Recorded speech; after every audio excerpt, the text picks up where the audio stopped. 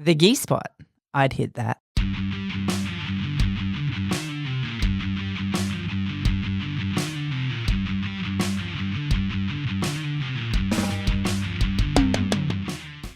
Welcome to the Gi Spot podcast. My name's Rachel Bradshaw and I'm a black belt in Jiu Jitsu. Hi everybody, I'm Kaz. I'm purple belt in Jiu Jitsu. And for the record, I did not raise my eyebrows. I just want you to know. And for the record, that is take 2 and you still didn't keep a straight face. So all myself. good. We'll put the bloopers on socials. That's it. Yeah, up with the fucktards. All right, retro. I know. And so it begins. You didn't even wait 5 seconds. I couldn't. Okay, I had to get one in early. It's been a while. The twitches are going. They're all right. How are you, Kaz? I'm doing all right. How are you? Excellent. Retro. What?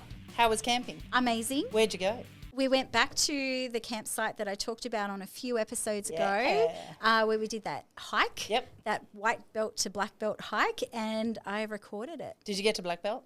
Did get to black belt. Woo, very and good. beyond, actually. And I had a new realisation this time that the journey doesn't end at black belt. Like we're still halfway up the mountain, right? So as soon as we got there, last time I remembered that being like, oh, this is it. Yep. This is the thing. And then the rest of the hike I didn't take notice of. Okay. This time I noticed the rest of the hike, the way back home. So you got further to go now. Yeah, and I realised, there's still obstacles in the way. There's still a giant stinging tree that will get you if you touch it. There's still branches across the pathways. Do you know what, though? We talked last week about how your jiu-jitsu of late has improved and people keep commenting about it and all the rest of it. So I think your statement, jiu-jitsu doesn't stop at black belt, is so poignant right now, right? Like you're doing this walk and you're finding that there's more and more and more. But at the same time, I think you're starting to find that there's more and more and more in jiu-jitsu for you as well. 100%. All lines in together. How's So it was your a good trip? Yeah. My week was okay. I trained a bit. It's been a pretty quiet week actually this week. So I'm still working on some nigglies with the neck and kind of 2 steps backwards. And anyway, that's a story for another day, but we'll get there. But Today. what are we doing? Oh my goodness, we have 2 very special guests in-house today with us. Do-do-do. I would like to introduce, we've got Matt Morris and we've got George Hanlan, and these guys are the masterminds behind Subversion, which I've said before on this podcast is probably what I would consider the #1 jiu-jitsu fight show in Australia. In the world. In the world. Oh, I like it. Sorry. Rewind. 3, 2, 1. Go. In the world. Welcome, So welcome, gentlemen. guys. Yeah, thanks for having us. How you doing? Good. Hot. It is hot. Not that bad now. Pick the worst day. Now that we've opened up the So cameras got a bit of little aircon bit. going. For our, we have aircon, but for our international listeners who are all, America, Canada, Sitting in snowstorms at the Canada. moment. So you could have saved that, Canadians. Canadians, the Canada people who are called Canadians, it's like 40-something degrees here today. 43.5 by my thermometer in my car. Holy Yeah. moly. What's that in Fahrenheit for the I've US? got no idea. Really 100 fucking and hot. 100 Really hot. There you go. Really For the fucking hot. fucktards. Yeah. No, not for the fucktards. We don't care about the fucktards. It's really fucking hot for everybody else. Ting, ting, ting. That's Matt's three. counting We're the three. whole way through. That's why I brought this. You I'm just can't writing count notes. yours and mine. You Yeah, can only count it's the mine. fucktard counter in general. 4. Anyway. You're no stealing my further. word, Rach. Oh. Okay, so yes, Subversion, and we're going to absolutely get into that. But before we do a deep dive into that, can we find out a little bit more just about you guys individually? So before Subversion and outside of Subversion, who are you and what do you do? Have you got family? Have you got jobs outside of jiu-jitsu? What is your life? Go first, Matt. I don't know. Shit, how far back do we go? Well, when just mum and dad what do you had a know? night out. What are you doing currently with your life? Currently, I am working for myself doing my video production work, doing Subversion, and stay-at-home dad. Beautiful. What's Yeah. your video production? MM Inc. Videography is my company. I've been doing videos for years, like since high school. I did visual arts was a massive thing for me, so I did my HSC in video was the one of the main, what do you call it? When you put your through focus. exactly. I wanted to get into Art Express. Your electives. Yeah, exactly. I wanted to get into Art Express. I think I missed by 2 points. I ended up doing a video for it, and anyway, that all, I kind of let it slide. Yep. Just got a normal job. I was picking, packing for Maya, Yep. my department store, and then slowly just got back into photography and video work. And yeah, since then I've just been integrating it with my jiu-jitsu and doing more and more for gyms and more and more for MMA clubs. And yeah. So can I just ask, how old are you? 37. Okay, so let's say over the last 17, 18 years at least. Yep.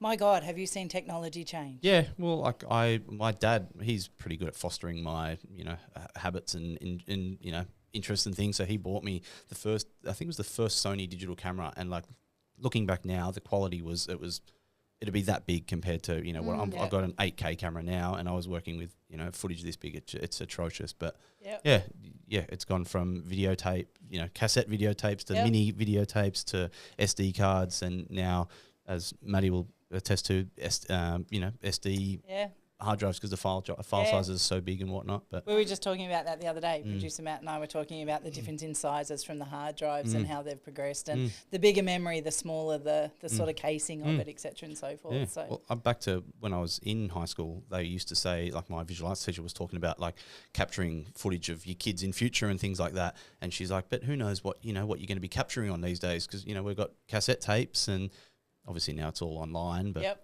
yeah. It all changes. Our And kids will grow how old's your kid? I've got children? 2. So we've just had a second. Oh, He was born just before Christmas, and our other was 2 years old just before Christmas as well. Oh, wow. Yeah, so I've got a little Congratulations. girl who's 2 and a little boy who's now 6 weeks. Oh. Yeah. Well, And- congratulations and Thanks. commiserations. Thanks. My children are all much older, and I know what you've got to look down the barrel Yeah, at. I know. So They're fun now. They're fun now, but yeah. we'll And see. I only have girls. So I don't know. something- I feel like it just gets Hard. better every stage. It gets better when they hit teenagers, and you can go, can It you just go depends on away the for the day? teenager. I think I don't know, correct me if I'm wrong, but I thought maybe the girls will be easier up until 13, the boys will be trouble, but then I think it'll switch. Shit, so I've got 3 years left. I reckon. You're in trouble. Do you agree? Right? Like, Well, I've got 2 boys, and honestly, every stage has just, without sounding like a gushing mum, been easy. who's totally biased. But no, they're good boys. So every stage has just been enjoyable. And then at the moment, then almost 19, almost 17, Grant and I just went away camping by ourselves for the first time ever this weekend. We're just like, you guys, and I didn't even worry about what was in the fridge. Like, you guys That's got on it. them. See ya. That's it. I remember his first comp, I think your youngest, was his first comp the Subversion Open?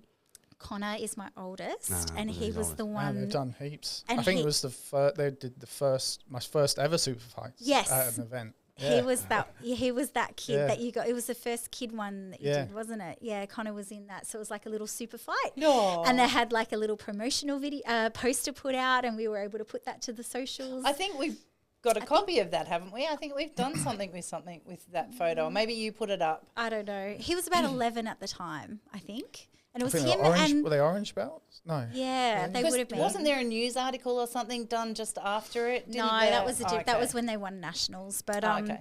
yeah, it was him and Connor. It was another little boy called Connor. Yeah, the Irish. Malloy? Yeah, Irish Malloy. That's boys, it. Yeah. So it was those 2. It was really cool. Yeah. I enjoyed it, you had yeah. a name for it too, like the nuggets or the grommets. Grommet. Grommets. Yeah, it was like the Grommet Invitational or something. Yeah. And then we had Oh, an that's very adults cute. one and then a masters one. on Yeah, Sunday, so that was really that's cool. cool. So tell us about you, George. Yeah, so I guess you can tell from my accent. I'm originally from the UK. Mm-hmm. Immigrated here in 2001. Okay. So almost a local. Yeah, Almost. I'm a citizen now. They can't get rid of me now, so that's good. Yeah, I know. But I basically left. We left the UK. I was 17. Unlike Matt, I barely finished high school, and just came straight over soon as we finished school. With your family or just on your own? My mum, my stepdad, and my 2 sisters. Yeah. Yeah. So, Okay. what else do you want to know about the? So married, kids. Oh, sorry. and- Yeah. I have. Yeah. Well, a unless daughter. you don't She's want to tell us. Yeah, then you can Fine. tell it's my a few narrow kids that I business, don't yeah. know of, but yeah. They're the ones back there still. Yeah, my daughter's 10. Okay. She also Yep. does jiu-jitsu as well. She loves Oh, it now. nice. So Yeah. just residing on the northern beaches now. I've pretty much lived there the whole time. It's a bit of a contrast from England, yeah. no matter where you are in England. Yeah. I'm actually going back for the first, I think I've only been back maybe twice in the last 16 years. Oh, wow. Yeah. Okay. And I think it's the last time I was there was 2018. So I'm going to go in July. Oh, nice. As well. Well, at least it's Yeah. not winter. That's a start. Well, the last time I went, it was in August, peak summer, and it was like, I don't think it broke 21 degrees. It was just, it wasn't. But winter's colder, let's be honest. Oh, yeah, it's brutal. But, I basically work a mix of doing this, like the jiu-jitsu stuff, and also like still doing like fly in, fly out in the mining or oil and gas, wherever contracts pop up, I jump in there. Yeah. So you're a busy guy. Yeah, well, I try to do about 4 or 5 months a year of the fly in, fly out. Yep. And then in between that, just the jiu-jitsu stuff. So, yeah, keeps me busy. And it's good to. FIFO works hard work. Matt used to do that for a while too. So yeah, it's hard. It's hard on the body. It's hard on the family. So it's a lot. Yeah. It's a big undertaking. So let's dive in then. Let's dive into jiu-jitsu. Tell us where you guys are obviously jiu-jitsu practitioners. So tell us a little bit about that. Where are you in your jiu-jitsu journey? Tell us who you are and where you've trained and who you've trained with and how far have you come? So yeah, I'm a black belt now. I've been a black belt for 3 years nearly. Started training when I was 23 years old. Okay. 40 now. I'm 52. You got nothing. So. It's just I started training at Gracie Barra in Brookvale. Like they were pretty much the only. There was two. I remember there was just 2 academies. Yeah. At the time, there was Lang's and Gracie Barra. Okay. Obviously now, like in the area, there's a dozen gyms around in the northern beaches. But back then, it was just the 2 gyms. And then there was a Roots that popped up as well. Eventually, I went across over to there, mainly because I had friends that I was training. I had a core group of friends that were at Baja, and when they had left, some of them had gone over to the Roots. I hate mentioning Roots because I also hate Roots now. But fuck Roots. So What did I say? Is that one of those things we're going to have to edit out later? No. But I was training there. Eventually, they turned into they left Roots, and it was Legacy Jiu Jitsu with Thiago Braga. Yep. Great guy, obviously you guys know, and he did the commentary with Grant for Subversion. Yes. Twice now. Yeah, so I got my black They belt. make a great team, by They the do. way. Yeah, I they think do. they really bounce off. Their last each other. one, their last one was the best. Yeah. The first one, they were like, learning how to work off each other. Yeah. The last one, they were spot on. Yeah. Yep. Yeah, so got my black belt from Thiago. Yep. But now I train just down the road. It's like literally like 2 minutes walk from my house to Alliance Jiu Jitsu, which is I don't know if you've seen the academy. It's one hell of a facility, and obviously they got great coaches, a great environment. So it's great training there. Yeah. And you got your daughter in doing it as well? yeah, but she's over in Matraville, which is on the eastern suburbs. Airport side. Yeah. Yeah. And she trains at Gracie. So but she actually like told me like I don't want to do it anymore. Once she got a bit roughed up one time, and then that was it for her. But then once she started a new school and her friends were training at an academy, she was just like, oh, well, my friends are training in jiu-jitsu, I want to start again. So it was great. I was like, oh yeah, it's great to have her back doing it, loving it. And even though she's asking me about comps and stuff, I'm just happy that she's doing it, Fair so I'm not trying to push her into like comps or anything. I'm just happy that she does it. Yeah. Absolutely. Fair enough. No, that's good. Okay, so how did you two meet? Well, hang on. Before we get to that, where are you at in your journey, Matt? Oh, yeah. I just drop into gyms randomly and do open mats, basically. But how long have I've been you training been in? since 2008, I'd say. So what's that? 17-ish don't years? ask me to do 17 maths. years? Yeah. But still blue belt. Matt, you got to tell him. You've been given a blue belt how many times? You say 3. I think it's only 2. No, it's you said it was 3. No, I can't. He got 2. He got 2 fake blue belts, and then he got a real blue belt. So I went to the first gym Well, I went after to. 17 years, Yeah, I'd I know, hope right? so. Even Yeah. if you are just dropping in at Yeah, I'll different drop places. back to white and give myself a blue. You're the people that they talk about and moan about when you leave a drop-in gym or whatever. He's not a blue belt. I went to Garage Jiu Jitsu in Bondi the other day, and I had a phone call. Gabby wasn't there, the owner, and she rang me the next day going, "Who the fuck are you storming my gym?" Oh yeah, she said to me actually last week. She was like, "We have to give them a purple belt." I'm open to it. If anyone's got one, I will take it. But yeah, I started at. So you're a bit of a nomad with your Yeah, training. I started at a Gracie Humaita, Castle Hill. Okay. It was Marcus Neville, and he could never remember my name. So I used to have a guy that got me in there. His name was Ricky, and we'd finish work, and he'd go, "Come down." So I'd go down, and he'd call me Ricky's mate. And I'm like, It's right, not like I've Matt's been hard. here for months. You can't. Right. Anyway, so I ended up leaving that job. I found another gym, and it was a fake black belt. He was a boxing MMA guy, and he used to wear a black belt in the no-gi grappling classes. And then he graded us, so he gave me my blue He was belt. ahead of his time. Yeah, Oh, Black wow. belt And and there's a the little no-gi. bit of that Yeah. happening Yeah. at the moment. Wow. And we didn't think anything of it, and we're like, we want to compete, we want to do as many comps as we can. He's like, yeah, we're not really affiliated, so we can't do the IBJJF comps, and I'm working on getting you guys in. It was all Bullshit. just bullshit, and we ended up leaving and then finding Igor MMA in Bondi. Yep. And I think George and I. No, we didn't meet there. We met. I messaged George because he started up Oz Sub Only. So he came up with an idea. Him and Haf, came up with an idea of doing a jiu-jitsu tournament that was different, like make it more fun and not your usual IBJJF style. Yep. I just messaged him on Facebook, and just said, I do videos, keen to do some highlights videos for you, might get some traction. He's like, sweet, come down.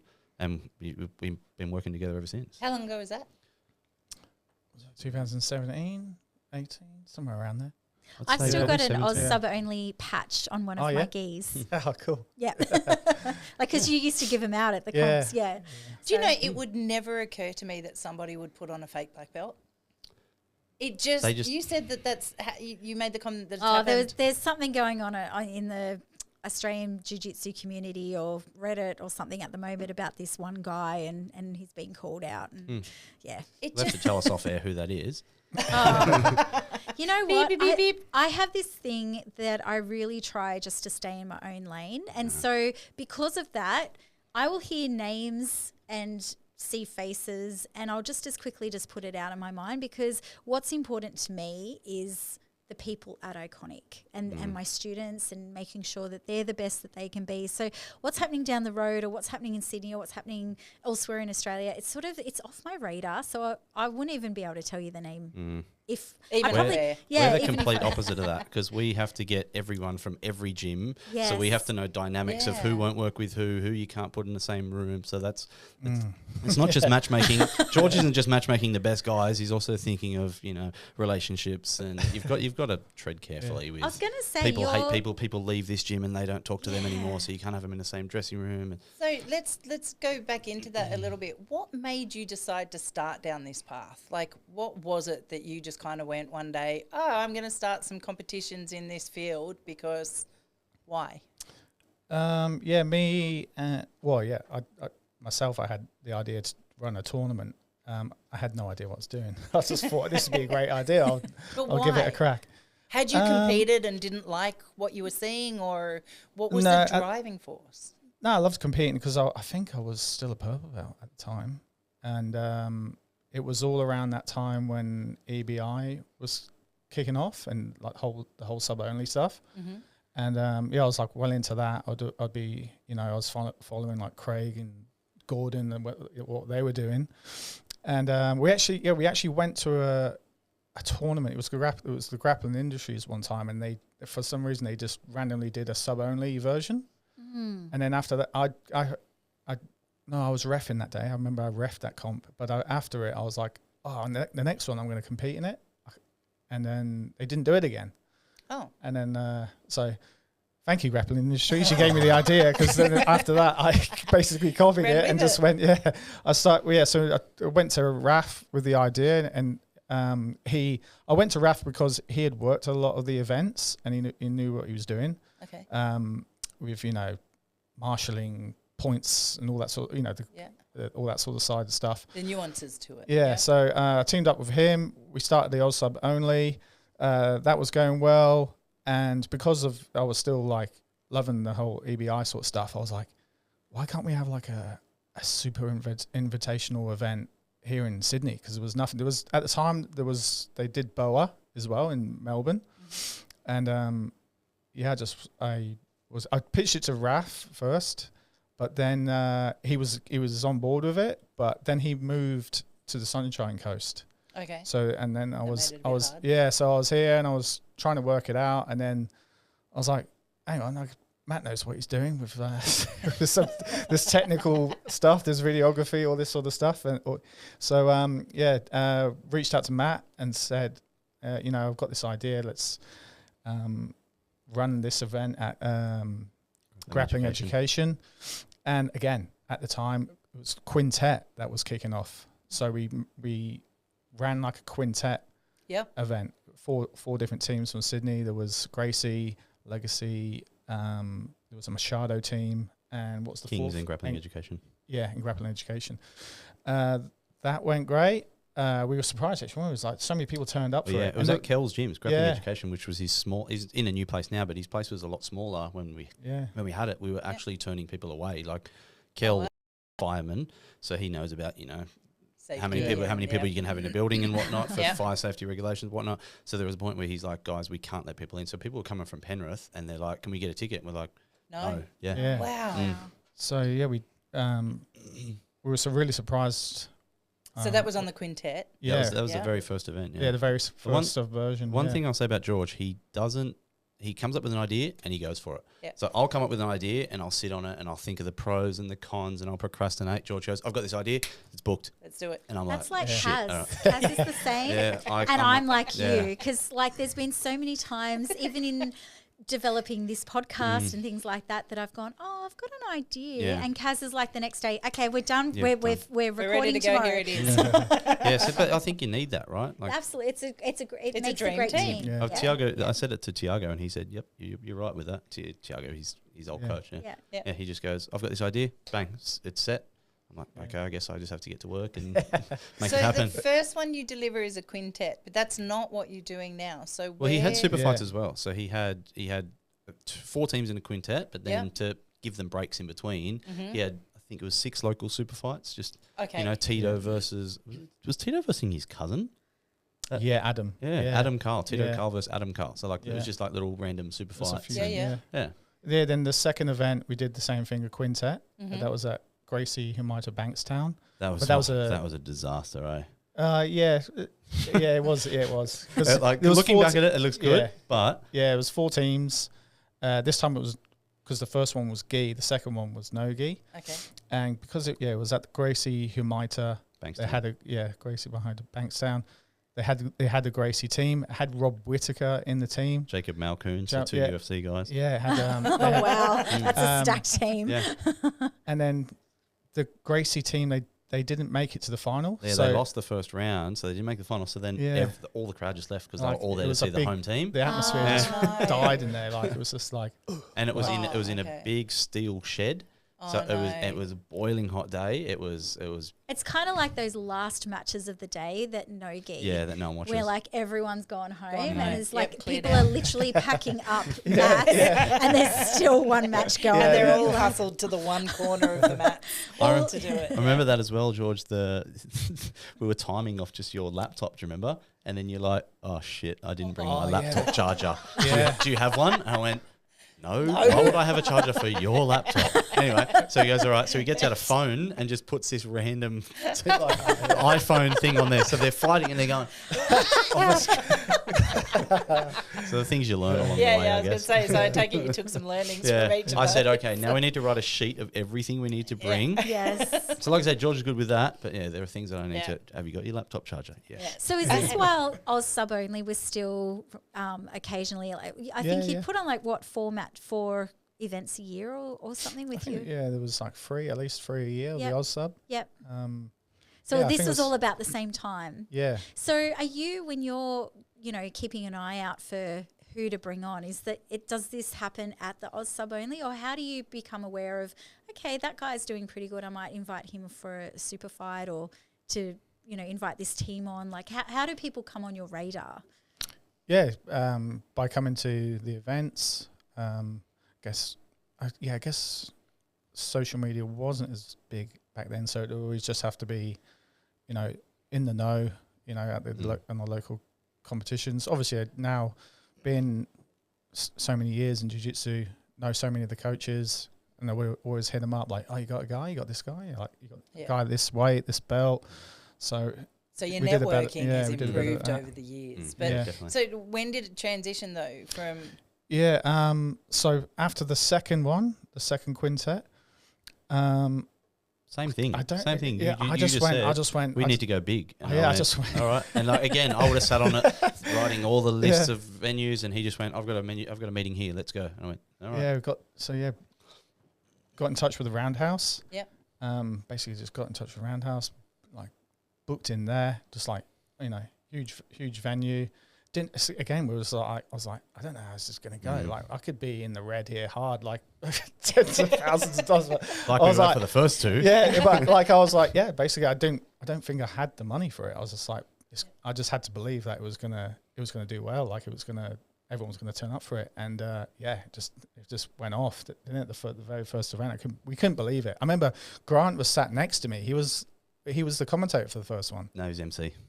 Sorry, the MC. I think he was the MC. Yeah. He was MC. Yeah, he was sat next to me, and I actually met because I was having a beer. I was having a few beers. Well, I'm working non-stop. even Grant had a beer there as well, and I remember we actually turned to each other and we just went, "Fucking, how good is this?" And he was like, "Yeah, this is fucking sick." Meanwhile, I'm stressing, fucking pulling out cables, and this isn't working. But we didn't have we didn't have nowhere near the amount of tech stuff that. Nah, looking back, that was a piece of piss. I could do it on my own. Yeah, which now I kind of did. But I mean, I've been to almost every Subversion that you've done, and from that one to now, I've always been blown away by the quality of production that you guys put on. Like, it is a show. It's that's not my background. Just So like in between, like I said, when I started working, it was at Maya, I then moved into a production company. So like I used to work for a production company. We used to do, when the UFC first came to Sydney, it was Acer Arena in 2010. Yep. Cain Velasquez, Nogueira, I think it was the main event. We did the audio for that. So like I've been in the production for, in live event production. So it would be sad if it was a if it looked shit, then we said the same thing. Do you remember when we first did the Sub Cities? They were the very first ones we live streamed, and we had like the guys I work with work for Cricket Australia, work for the NRL. I remember. You remember you went on the intro and you're like, yeah, we've got the guy from NRL, we've got the guy from cricket. So if it fucks up, then we're going to look embarrassing. I was like, George, was that a King's? No, it was grappling education. The first live stream back. Yeah, right. Yeah. Okay. Yeah, pretty fun. Anyway. So is this because you just are very passionate about jiu-jitsu? Like, what is the driving force behind this? Is it just... I just love having fun with it. I love seeing people come together. But did you play cricket when you were growing up? Like, is there anything else this could have been? What is it about jiu-jitsu that brings it to the forefront for you? Because obviously I train and compete in it, and initially I just wanted to propel like the local guys, get them right, and make a good show for them, like something they could fully experience and take away. We still get that now. Yeah, like we get guys like our backstage guy. Our backstage guy was actually talking about Jaden. I spoke to him this morning. He's my cousin, and he gets all the fighters ready and gets them in position. I told him I was coming on this, and he's like, "Oh, that Jaden guy, he was so nice. Like, he was thankful. He was like, oh, thanks for having me on, guys, backstage." So like, just having that, the guys that are like, thanks for being on the show. People that message us that really want to be on the show. Like, it's a cool feeling to have. And that's what I want. That's what I wanted to know more about. It's not just about jiu-jitsu. It's not really about jiu-jitsu. It's about the people and the community and what it's bringing forward and doing for people. Because do you remember the very first show we did, the Roundhouse one, we had a guy called Sam Trace. Do you know him? He's from Blue Mountains. We had him on the show, and I can't remember if he won or lost. Either way, he went onto a Blue Mountains newspaper, and it was like my dad found the article somehow and goes, "How good is this?" And it was like we felt like jiu-jitsu rock stars, I think is what it said. And I was like, how sick is this? Like to have guys come out and go, I'm on a stage, people are cheering for me, this is hectic. Like, and it is that vibe. You know, we've only started coming across since Matt and I joined with Iconic, and we go down with these guys all the time now. But it is like a concert. It's amazing. It's a stage production. That's what it's about. Like the jiu-jitsu is one thing, but then like your parents might be going, your brother and sister who aren't in jiu-jitsu are going. So you want it to be like, you want music to be pumping, you want the lights to be going. So even if they don't necessarily know what's going on stage, they're like, how cool is this? It's loud. It's like a rock concert. Yeah. You know? And there's always, you know, because you guys are wonderful to us and to Iconic. And, you know, we've had you know, Grant has competed on Subversion a few times now, Jaden a few times now, and then Meg's we also had it. Meg on there. So 3 of our students and Grant have been on your show. There's always people in the audience with our group, and we always, you know, like get a really good crew coming down for it, who are nothing to do with jiu-jitsu. They're the partners, they're the mums, the dads, of this and that. And I watch their faces because I'm like, I always introduce myself and I'll go, you know, I'm Rachel. Just if you have a question, ask me. I'm happy to explain what's going on in this crazy little thing that we're doing up on stage. and they'll, you know, every now and then turn around and go, oh, that was awesome, you know, and they're just so into it, and they're watching this production, these fights, and these people that they don't know, and having an absolutely fantastic time. So, you know, full credit to both of you for the show that you put on, because it is absolutely top notch. And it's not just there's everything that brings that, I think. So like people think you just get fighters together and it happens, but it's like I said, George has to find fighters that are going to. You don't want 2 guys that are just going to lay on top of each other. Like he picks fights that are going to be fun, and I think every show his matchmaking has got better and better. Like it's the same thing as production. We're improving that every time. But I think I don't think I can top the last one. The last one. Well, the last one we had, I remember one of our guys. Remember one of the guys goes, "Oh, it's not the best card," and then afterwards he come up and goes, "Sorry, George, that was hectic." But like even our rule set is designed like. We say to them at the weigh-ins, you haven't been to the weigh-ins, but we say to them, like, we want you guys to go out and put on a show for the people in the crowd. Like, we would rather if you go out there and you lay on top of Kaz and you get a 7-minute decision, no one wants to see that. So if you go out there, give it your all, and she taps you, we're like, we'll get you back because you had a fun show, showing. You know, like we want people to. If you're willing to move, be dynamic, be a part of it. Put on a show, have fun, and not put out a boring win. And you know what? It's not just the people in the crowd either, because we do have to say Subversion is 18 plus because you're in a licensed premise. It wasn't always 18 plus. Okay. But yeah, we had to. The venue kind of made us make a few changes with that. Yep. But I have 3 children that sit at home and watch it on the television every episode. See, I wish they could come down. But so do they. Trust me. They swear at us a lot, so I'll pass that off to you. It's a lot. So what have been some of the more interesting behind the scenes revelations that have happened through running a show like Subversion? Revelations. Or what's the biggest blooper that you've had? What's the biggest oh shit moment? Did anything ever just stop working? Yeah, well, we had a second show back from lockdown. It might have been the second lockdown, whatever it was, just before the main event. Thiago Braga had just won, and he went to talk on the microphone to get his post-match interview, and the whole power of the venue shut down. And we're like, what? Yeah. Oh, shit. Yeah, and like all the roundhouse guys were running, switching breakers. 5 minutes later, it all came back on. We had the main event with no timer and no projectors. The fog machine went into overdrive, so the room was just... It looked like a smoker's gen. George is on the radio going, turn off the smoke. I'm like, I can't. There's got to be a PowerPoint somewhere. Yeah, but it just, as soon as the power went off, it just went... I don't know how. I don't know what happened. But yeah, but that was pretty bad. What else was there? Fighting in the mist. Well, like I was saying before, like how the matchmaking was very easy last time. This time around, it's been super hard for me. Like because there's so much on at the moment. There's PANs on the same weekend. There's PGF. Is it PGF? In America. Yep. PGF. There's UFC Invitational. It's Ramadan. like I can't get them guys. It's we've had I've been chasing so many people and it's just been a nightmare. Because we do have to say you guys are bringing people from overseas as well, right? So this isn't just Australia. That for all those that are listening and watching from all other countries, this is something that every other country can be a part of. Well, we've had Ash Williams. He was one of the first internationals I think we might have had. Yeah, the first big name. The first big international name, and he came over and he was like, "How good is this?" Like he's been on Polaris. What else has he been on? Like he's been on some big shows, EBI, and he goes, "This rivals that." And so like he was always keen.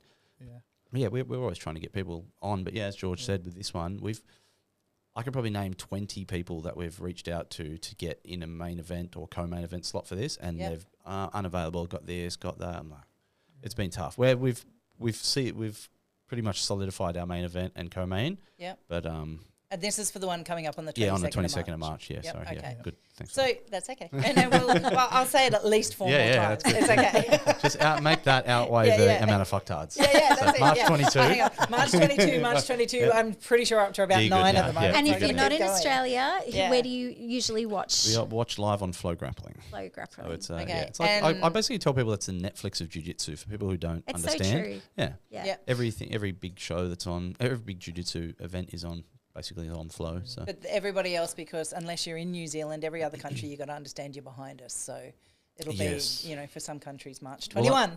Yeah, that's true. I think for New York it might be March 21. I think everything else is March 22. Just over there. I put out a social media post beforehand, let you know. All the time. Okay, yeah, we do event times for global. Excellent. Around the world. We try and think of everything. What goes into picking the people? What goes in? We've got March 22. There you go again.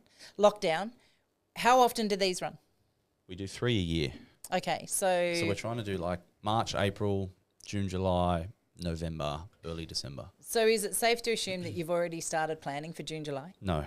Well, we have the main event. Hopefully, it's hopefully the main event's already done. In next July. week, that'll change. You know what it's like. It's like I'm very confident for July. But when your brain starts working on this sort of from last year for this year and. Yeah, well, it threw a spanner in the works because for this one in March, we had agreed with Ash Williams months ago that he was going to come and he was going to be the main event. Mm-hmm. And then once he said he couldn't come, that's when we were just like chasing, trying to get replacements or trying to get a big matchup. So, that was a bit of a pain, but... What goes into, I know, like I come from an IT background, and when we're looking at workflow and everything, I map stuff out. And you were talking before about personalities and gyms, and like how much time are you putting into this in trying to draft, let alone confirm, these kind of matches and gyms and who you're approaching and everything like that? It kills me because I spend so much time on my phone, and then because I'm like messaging a lot of people at the same time, but then I get distracted and I'm like scrolling and I'm just like, you and producer Matt will go, I'm just fine. I'll forget what I'm doing and then I'll have to go, then I'll have to go, hey, did you get back to it? I'm going to get back onto him. And then... That sounds like a perfect married couple. Oh, I was just thinking that sounds like Grat and I to a T as well. Who's who? I'm the one that does all the George? No, I'm the one who does all the socials and all of our communication with students and prospects and things like that. But he will dip in every now and then and see that there's an email. Oh, have you replied to that? No, I'm still doing these other 28 things that I was supposed to be doing. We've kind of worked that out, haven't we? Like we used to be like that, but we've kind of just settled into what each of us do. Roles. Yeah. It's really Have you head-butted? Yeah, hell yeah. I want the stories, George. I was going to say, is there a story? There's lots. Put it this way, I don't drink at the events anymore. Even producer Matt laughed at that in the background. Did you get into trouble? I think it was just along the lines of what we said before. I'm working my ass off and he's having a beer. I think I kind of made it known that that's not a thing that we do. That's enough now. Yeah. And so is there conflict resolution? Like have you guys, after so many years, have you come to a point where you've gone, this is how we work when we're getting conflict? I think so. Yeah. I don't, to be honest, I don't think we've had conflict in a while because we kind of just worked out what each of us do, what we, where our strengths and weaknesses lie, and we kind of pick up the slack from each other. Yeah. But Matt's he's always trying to he's one upping me because add in more stuff. Like I haven't got any more stuff to add on. No, but that's why I'm like, let's get this person or let's get that person. So it's kind of, the last couple have been, I've been trying to look for the bigger names, and George is kind of working with, local guys and bringing them up. But would you ever run Quintex again? Oh yeah, I wouldn't be opposed to it. Do you remember what Tiago said to you? Do you remember you wanted to do a 8-man tournament a couple of shows back, and he mentioned it to Tiago Braga, and Tiago goes, "Is your current setup or the way you run it working?" George goes, "Yeah." He goes, "Why would you change it?" But I guess if things do get stale, could you run it like as well? Would it have to be one or the other?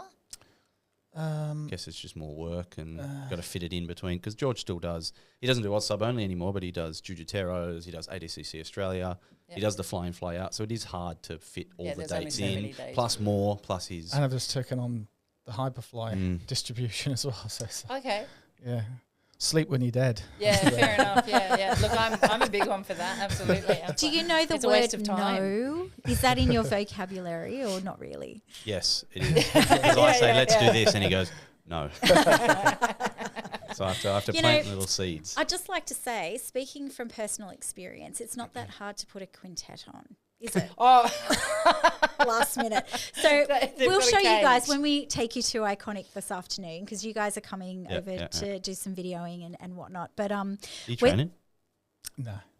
Oh, you should. We've got some stuff. Jaden will come after me and rip my shoulder off. No, he wouldn't. Speaking of that, I went and filmed with. Sorry, I'll let you finish in a second. That's okay. Jaden's opponent yesterday. Oh, yeah. I went and filmed with him. Yeah. This is a funny example. So I went and filmed with him, and I finished filming, and he goes, "Thanks for coming out." He goes, "I was kind of getting worried. George asked me to do this match a while ago. Haven't heard anything back. So you coming out here solidifies that I've got the match." You just assumed that when he said yes, that was one less thing you had to worry about.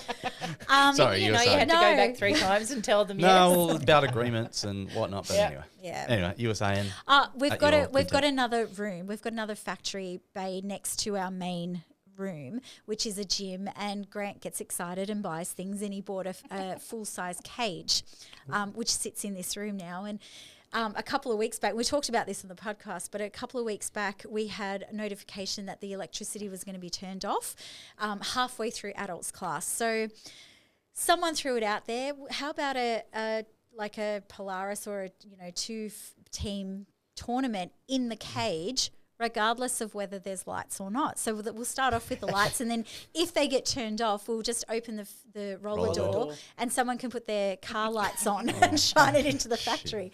Anyway, Grant goes, "You know what? If I get 10 names, we're all systems go," because he can't say no to anything, I don't think, at all.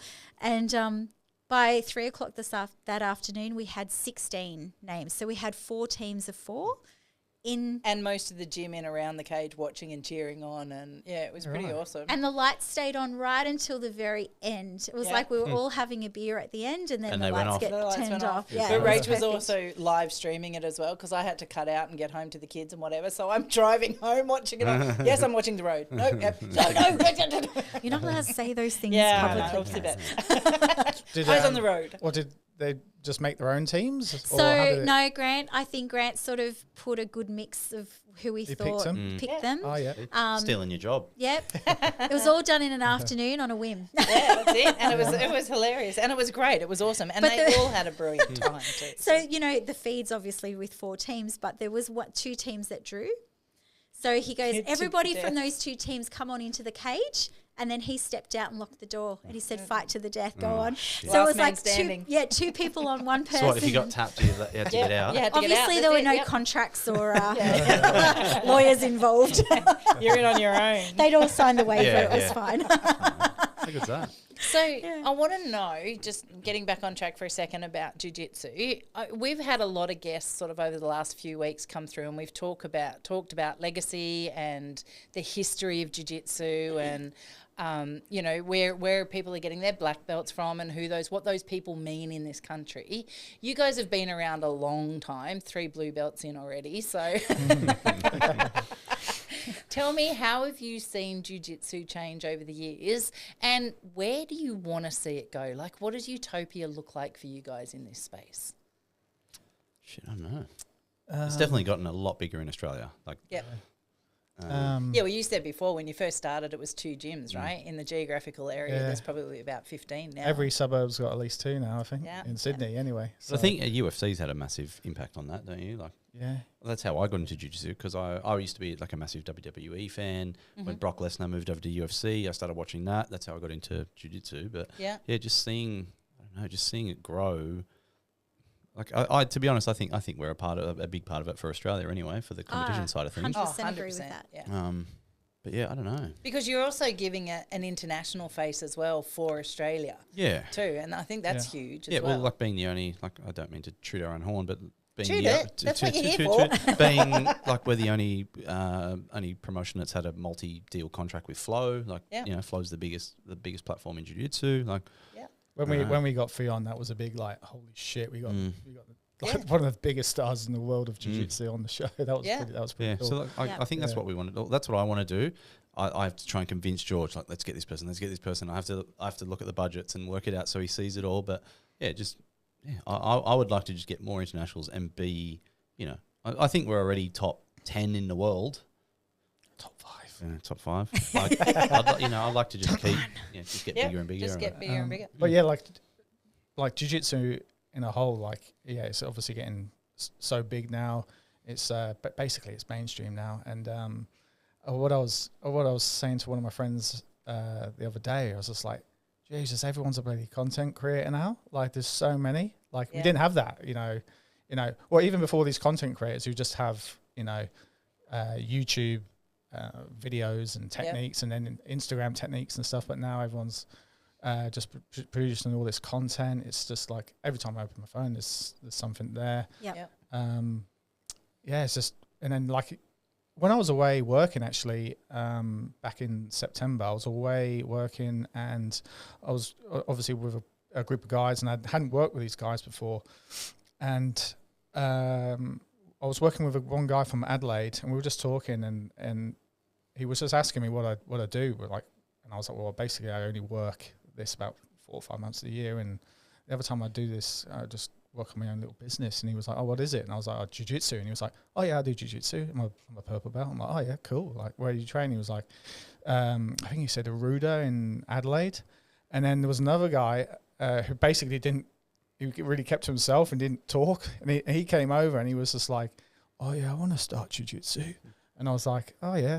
And I pulled out my phone and I was showing him some stuff when I was in Thailand. Oh yeah. And I showed him when I was at the Craig Jones camp, and he was like, oh no way, is that Craig Jones? And I was like, oh, you know who Craig Jones is? And you don't do jiu-jitsu? And he was like, no, I just seen him on YouTube and stuff and Instagram. I'm like, that's what then. And then another guy knew who Josh Saunders was just because he followed him on TikTok. Yep. So that's when I was like, holy shit, like it's getting so that people who don't even train jiu-jitsu like know about it and know the people in the sport. Yeah, it's crazy. So that's all well and good thinking of that, like our side of things, like the event side and the personality side. But back to that question as well, I'd like to see more emergency services incorporated in their training. Yes. So like there are, like obviously the background you guys have, a lot of my family I mentioned is in law enforcement. Yep. I would love for them to get more of this because, they're dealing with... I'd love the government to step up and bloody mandate it and pay exactly, for it. Subsidise it and give gyms... Don't subsidise, pay for the whole friggin' lot. Do it. Be done with it. In the Emirates, they do, don't they? That's exactly right. You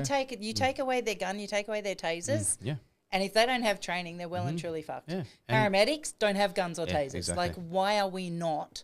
absolutely at a minimum giving them some training? We have a huge demographic of paramedics at Iconic, which is amazing because, to your point, they don't have tasers. We were joking the other day that they should have like little dart guns with sedative in it. But they don't have anything like that. So, we had a situation recently where one of our paramedics had a knife pulled on him and, they had to get out of there. But, and he's a scary looking dude. Like you wouldn't think he's not small. He's quite, he's a big, solid guy.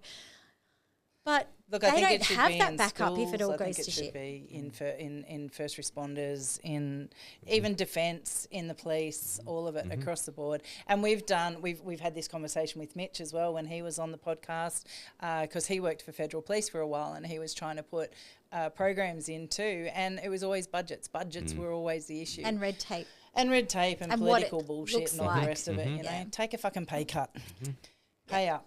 But anyway, but that's what I'd like to see. yeah, absolutely. We make it mandatory for our girls, so they're allowed to come and go in anything else that they want to try and trial and all the rest of it. But jiu-jitsu for our kids is mandatory until they're 18. So lucky for us, they like it. We don't have to drag them along kicking and screaming.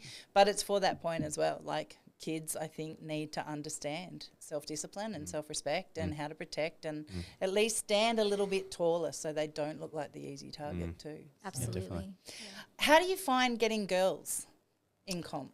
It's sometimes easy, sometimes very difficult. There's a handful of like hardcore ones that always want to compete. Yeah.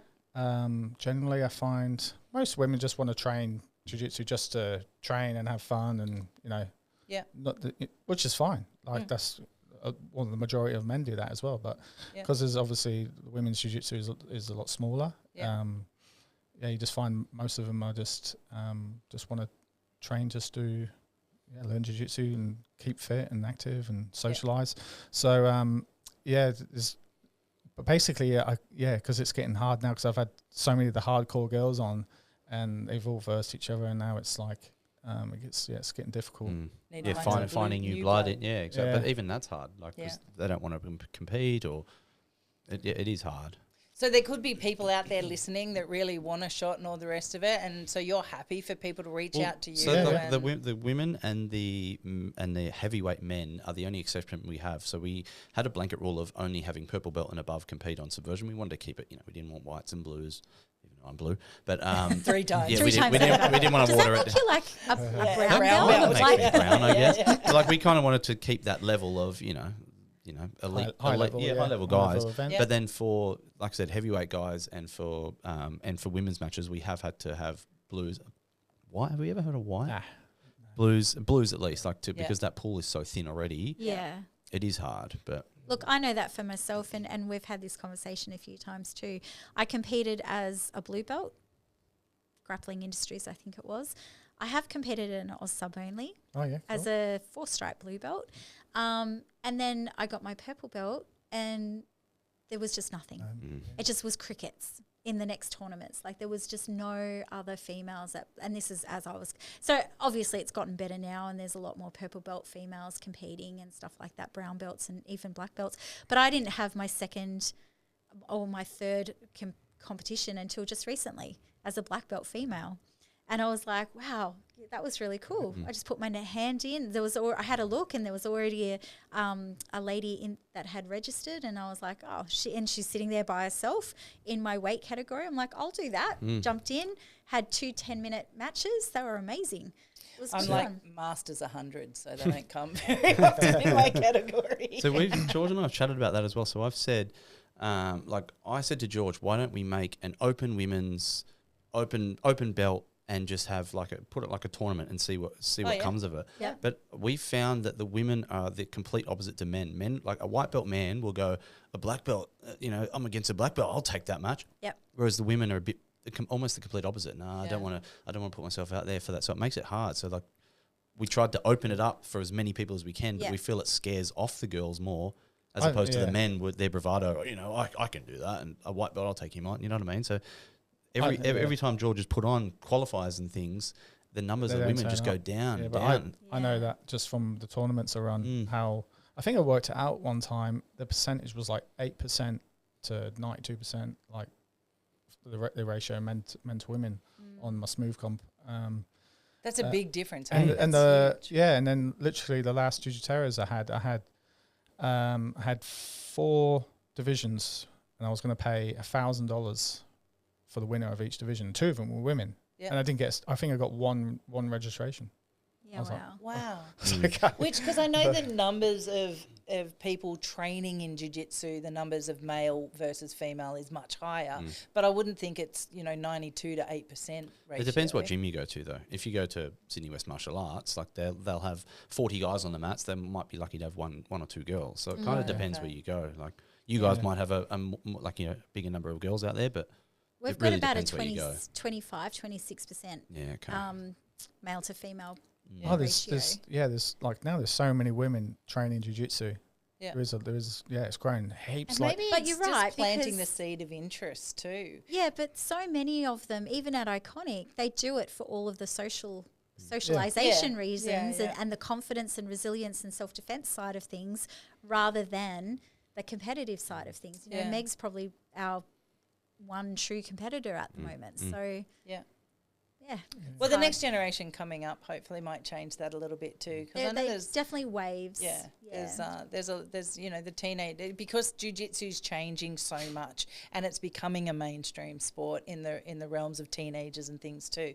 I think the teenage girl drop off will decrease, and those teenagers will start to become young adults and they'll start to become young women, and that you might find the competitive. I think we'll streak in see the that realm. Page girls. Oh, the Page girls will be in there. Addie will just turn up to make friends, but Willow and Scarlett will be there to have a win. Yeah. That's my youngest at the end of every match. She's like, "Can we be friends now?" no concept. But she's doesn't care. what is she? 11. Yeah, she's 11. The other two are forces to be recognized. Yeah, they're definitely keen. We were going to do our aim was to do a women's bantamweight, I think. So we've got Adele's got our featherweight, which is 57 kilos. Fion's got our 65 kilo, which is Feather? She's feather. Yeah. No, feather. Flyweight. Sorry, Adele's flyweight. Fion's feather, and then so in the middle we've got bantam, which is 61. We're trying to do that for this card, but one of the girls that we wanted is away. So Okay. again, an already small pool, and then work gets in. It's exactly the same with Meg. Work's got in the way. We wanted to have her on. Like, have we? I think we only got 2 female matches for this one. I think thought maybe 3, but maybe I can look. Checking the stats. I thought it might have been 3, but okay. maybe 2. So what happens with those belts? Fion came, she won, she's got the belt. She's got the belt. Does she come back now? Yeah. Or does she, okay, cool. Yeah. So she comes back and she fights again. Yeah. Excellent. Cool. That's the plan. Come on, Fion. That's the plan. Who are we going to get for her? There was She's beating everyone. Yeah. We've got one person in mind, but I mentioned to her last week. I mentioned her last week. Yeah, she's got the belt, but it's just whenever things have got to align with, when she can make it out, when our budget can allow for that. And fair enough. we were actually looking forward because she was meant to come out in November. Oh, I think you guys had a seminar booked in with her. Yes. Yeah. So when we got in contact with her April before we had the fight in April, when we were in contact maybe February last year, we said to the manager, like, we want to bring her out, and he's like, yeah, well, she is coming out in November. So we're like, maybe we can bring her out for this one. Maybe she can defend 2 shows later. But that didn't happen. Yeah, but she's looking to come back. So Cool. when she comes back, we'll have her on. Get her That's on, the plan. do it They get the belt. We just got to find opponents for them. All right, so hot question. Yeah. Gi or no gi? No gi. That's because he doesn't have to wear his 3 3 blue belts. George, gi or no gi? As I'm getting older now, I'm getting more banged up. I'm going more back into the gi. Yeah. Yeah. That's really interesting. That is so interesting because we've heard two sides of that story. So you started gi, then you kind of saw an interest more to no gi. And Yeah, for the last 8 years, I'd say. Since I've started doing the events and stuff and tournaments, a lot of no gi. Yeah. But I just feel now I can just hold people a lot longer. You can slow and the game squish down. it, yeah, slow them down, and so more gi. I really love it when you have gi matches on Subversion. Oh, they've Do you? always been good. Yeah, Yeah, me too. I gi. love gi, and when I don't know, there's just something about it. It's just it has an extra element because Really? you've got all those chokes that are available to you and the grips and things like that. He says this matches this. I put it all in a spreadsheet. If I see 6 to 6, the ratio of 6 gi matches to 12, I'm like, George, stop. too many gi matches. Yeah. Too many Because I think you should do for I don't hardcore, know, but don't for put it hardcores out like to the you would love it gym because you're looking for baseball chokes and you're looking Yeah. for. But for mum and dad who's coming to watch their son, daughter, I think it's more. They'll relate more to a no-gi. They'll know this guy's winning. This guy's going for that. You know, like that's how I'm thinking. Like you know, the nuances of. Is it from a physical perspective, you as a competitor or you as in a role, let's say, what is it about gi that is your preference more so than no gi? No, it's the opposite. I'm gi. I'm no gi. No gi. Yeah, sorry, no gi. I just hate. It's hot. It's heavy. Someone can just hold on to the gi and slow it down. I know a really good company that does a really beautiful lightweight gi. He actually hooked me up with one. Just saying. He actually. I think I got the best model there is, isn't it? You got a Hyperlight. Yeah, that's a good one. The businessman in George, I was like, I'm thinking about getting a Hyperfly gi. Yeah, okay, here's a code for 10% off. Thanks, mate. I gave you more. Was it 20%? Don't tell stories. I'm still sitting here with all my gifts here behind me, right? Remember? You gave me 10 and I just copied it and wrote 20 after and went, that worked. Yeah, I'm sure I said 20%. No, you gave me 10. Anyway. Oh, no. Might have been 30. No. Why? I They totally were forgot. out of stock. They were out of stock, and so you sent me the new one anyway. So I did get a better discount, Okay. but anyway. Yeah. Yeah, but back to that. I don't know. I Yeah. just like being more free. I think it's more real. It's Yeah. faster paced. It's more fun. I don't know. Just And do you all of find the above. crowd, like, do you I watch think- the difference in the crowd? I when think the you've crowd got- get more into a no-gi match, into a Okay. no-gi match. And have a look at UFC Fight Pass and have a look at Yeah, yeah. Polaris. Is there, like, what's the gi to no-gi ratio on that? Are there even gi matches on any of those? Like, No. You That's get what I mean. outvoted here, kid. no, I'm not. But there is a place for it because there are hardcores that love it. And that's what they're like. I'm sure Grant would probably say the same. He'd love a gi match, but I don't know. Well, for him personally, he doesn't mind. Yeah, okay. He is literally down the middle. He's like, oh, gi, no gi, whatever. It's all jiu-jitsu to me. Yeah. So that's how he looks at it, which is really good. You know, I like the gi because I think there's more options. Everything that you can do in gi, everything you can do in no gi, you can do in gi.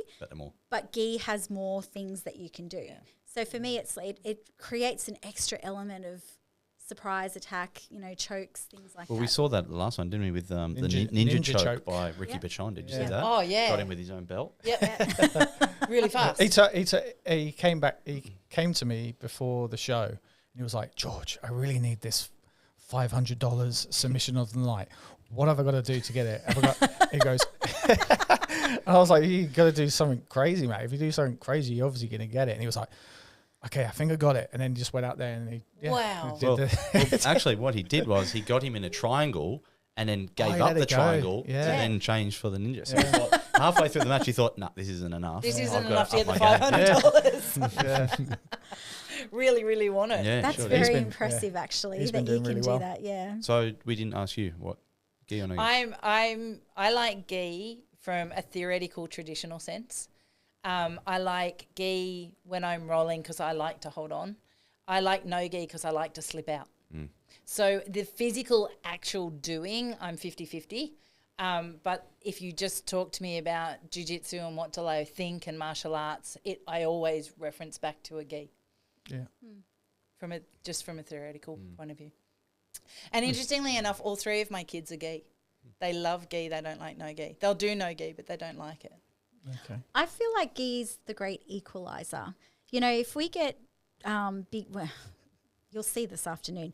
For some reason, Iconic, we have a large ratio of large humans, Yes. right? There seem to be a lot of giants at our academy, and I think that's partly because Grant is a big person, and so big people come in and they're like, "Oh, this is my place, this is my people," right? So, and then Jaden, of course, being the biggest, How tall is he? 6'7". 6'7". Okay. I was talking to Gigantosaurus. his opponent yesterday. Was like, "How tall is he?" And I said, "He's tall." And he goes, "I wrestle with Josh Saunders. How much bigger than Josh is he?" I said, "I don't know." About 3 inches. Yeah, I said 2, but okay, so 6'7". Good to know. He goes, "I've heard he's 6'8". I was like, Close. I've heard 6'10". Anyway. The beautiful thing with Jaden is he's not disproportionate. It's like you've taken a normal sized human and you've just You've enlarged it at the everything. corners, Yeah. right? It's just he's used perfect proportion. But I forget the question you asked me. What was that? You were saying like the When big they bodies, come they to the tend to gym, come to the yeah. gym. Yeah, so with the gi on, I And it's an feel like equaliser. I can roll with bigger bodies and still have Decent shot with them. yes. Mind you, I do have to say the other day she was rolling with Jaden and I was sitting on the sidelines and he got her in almost like a cradle hold and he went to pick her up and she squealed and then producer Matt's in the background going, "Don't hurt mum! Don't hurt mum!" Anyone It's rolling like- with Jaden of a normal size or smaller, like I'm short, it just looks like he's rolling with a child. You literally do. He just like scoops But he's you so up and then just beautiful. smiles. He's so technical and he's so careful. Yeah. So I always feel 100% safe with him. Gentle Like I giant. know that he could just flick me across the mat without a second's thought. But he still tries to roll technically, and I think that's where the beauty of his technique comes in, is because he's got size and strength, but the technique comes first with him, and then he adds everything else in on top of that. So, yeah. So when we talk about Subversion and you're looking for people, and I know that we've talked about looking for a show and want that ability to be able to not just go out there and lie down, what are some of the things that, do you get down into detail when you're looking at particular people? You obviously have seen these people fight, like you're not just plucking random people out. So what are you looking for when you're matching people? What are the kind of strengths and elements? If people were thinking, if we've got people sitting out there today going, I'd really love to be a competitor, what are the kind of things that you are looking for in them? Well, we spoke, me and Matt, we were speaking about this many occasions recently because of the matchmaking. Obviously we know plenty of the competitors. We know everyone's profiles, and we were going to try and fall back on this one main event, and we both knew one guy is very boring. He's good, but he's not fan friendly. So it's just like cases like that. We just know this guy. So people have got to have personalities, right? They've got to This was fighting style. There's plenty of guys on Subversion watching Jiu-Jitsu haven't got personality. And I have to try and make them have some kind of personality in a video. I'm like, give me something. Mispronounce a word or say something controversial. Give me something. Anything. At interview time at the end. That's hard, right? I'm like sitting there going, ugh. Maddie will be with me. So the edit is going to be brutal. But it's just a matter of knowing. I just know how people compete and know people's styles, and we always at the weigh-ins we tell people go for it, just fucking go for it. Yeah. Like we said, and we're honest with that. If there are guys that have 5 losses and we don't care because they go out and they have fun and they love it. They love being a part of it. They love putting on a show. We don't care about wins and losses necessarily, unless he wouldn't be going for. Sorry, they won't name names. They wouldn't be going for a title match, but it's got to be exciting. Yep. That's probably one of the main things. And then George just looks at weight, belt categories, who would be good against who. But like I said, he's done Jiu-Jiteros, he does ADCC, he sees everyone coming through, he knows who's fought who, so